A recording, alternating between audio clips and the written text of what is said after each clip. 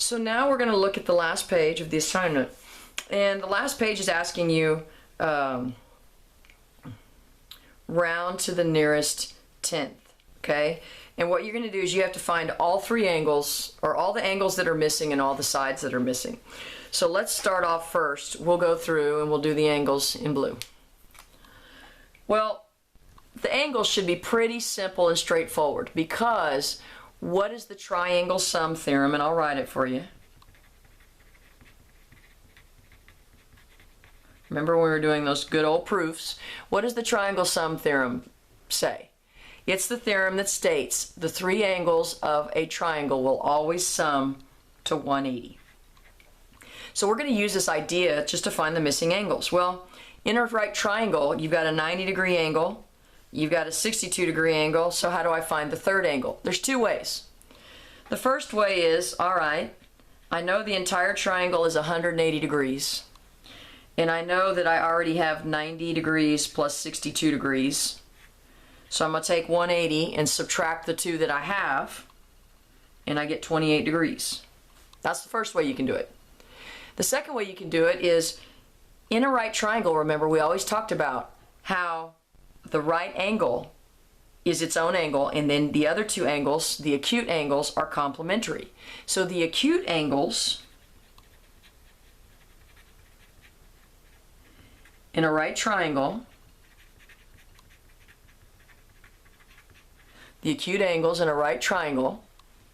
are complementary. What does complementary mean? That means they add to 90.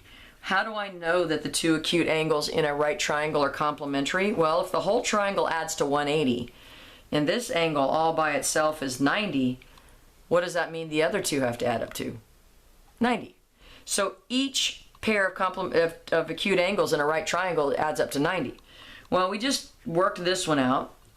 So the other way you could have done it is 90 minus 62, and you would have gotten 28 as well. Either way, this way or this way. So let's look over here. I got 90, 51, how's the other one? I'm going to take the shortcut. I know that this one and this one have to add to 90, so 90 minus 51 is 39 degrees.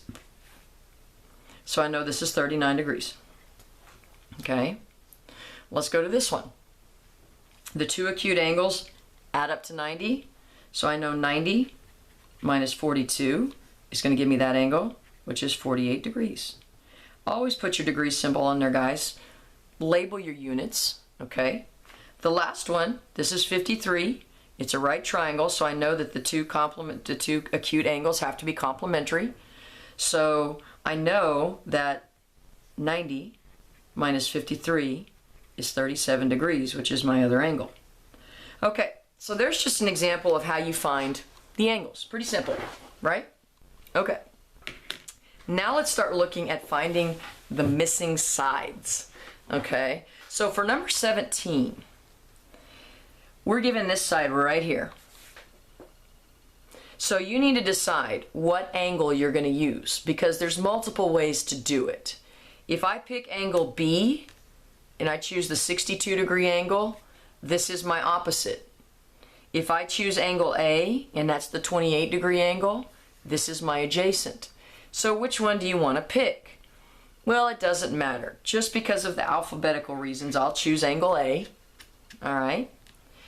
And which function do you want to choose? It's nice, you get to choose. Well, I've got adjacent. So it's either going to have to be cosine, which is adjacent over hypotenuse, and we'll call the hypotenuse H. Or, and I can find the hypotenuse first, or I can do tangent and find the opposite side. I'll call that P. Find the opposite side first. But those are the only two. I can use tangent or cosine. Why can I not use sine? Sine is opposite over hypotenuse. I don't have either of those values. There would be no way for me to solve that. I would have two unknowns. Can't solve that. So let's see here. Let's do cosine. So what I'm going to say is the cosine of 28, which is the angle I picked right here, is equal to adjacent, which is 22.6, over hypotenuse, which is unknown. I don't know it. okay? So what I'm going to do next is I'm going to actually find the cosine value. So I'm going to go to my calculator and I'm going to do cosine of 28 degrees, which is 0.8829. So I'm going to change that to I'll put it up here, 0.8829. I'm going to change that. I'm going to put everything over 1. Now I'm going to cross multiply. 1 times 22.6 is 22.6. 0.8829 times h is 0.8829h. And then let's solve this algebraically. What do you do to both sides? You divide both sides by whatever's in front of your variable. So I'm going to divide by both sides by 0.8829. And let me do that in the calculator. So we have 0.8829, we have 22.6 divided by 0.8829. So you get 25.6. So h is 25.6. That's the hypotenuse. The hypotenuse is 25.6. Okay? So there's one answer. I still need to know this third side. So there's two ways you can do it. I prefer using inverse trig. The first way you can do it is when you've got two pieces of a right triangle, you can use the Pythagorean theorem. Or I can inverse trig again. And with the inverse trig, I can choose from any number of functions I want to use depending on which angle I want to use. I have now hypotenuse and I've got adjacent, so I can use either of those in my next one. I'm going to stick with my original and try to find the opposite. And so which function is now opposite over adjacent? Tangent. If you wanted to, you could do 62 degrees, and that's opposite and that's adjacent. It's up to you. I try to stay as close to the original as possible so I don't get confused. So I'm going to use the 28 degrees, and I'm going to use opposite over adjacent. So the tangent of 28 degrees, okay, the tangent of 28 degrees is equal to opposite, which is p, we don't know it, over adjacent, which is 22.6. Okay, and I'm going to put that over 1. Now, like I said, I like to go into the calculator and make it into 4 digits, even though it's not quite as accurate. So I'm going to do the tangent of 28, and I'm going to get 0.5317. So that's going to be 0.5317. So I'm going to plug that in instead of tangent, okay? So when I cross multiply, p times 1 is p, and then 22.6 times 0.5317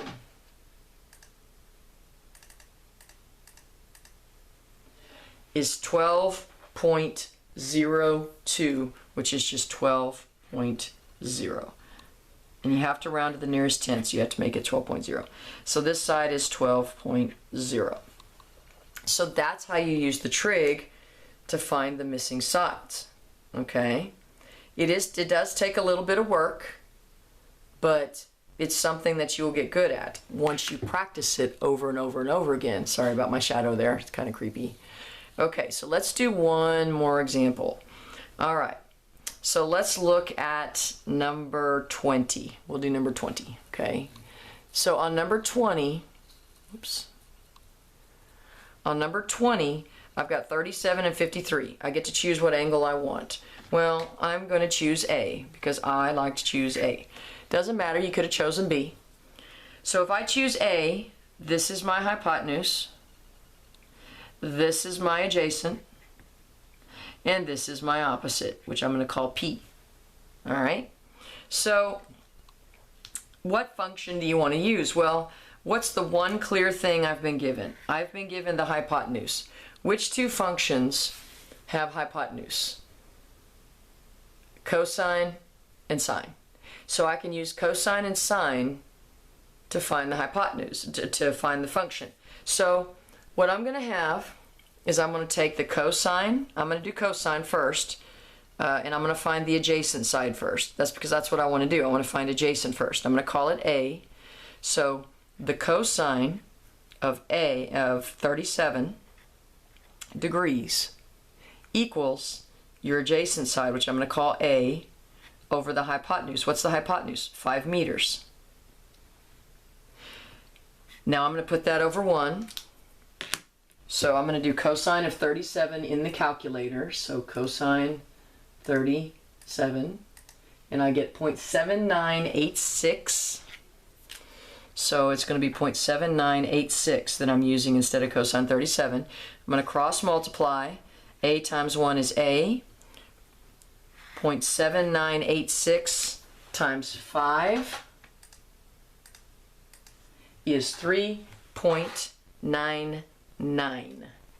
Okay, and 3.99, okay, 3.99, you round to the nearest tenth, well, that's going to be 4.0. It's 3.993. So A is 4.0. So your adjacent side is 4.0. Now, let's find the opposite. Well, here's a shortcut.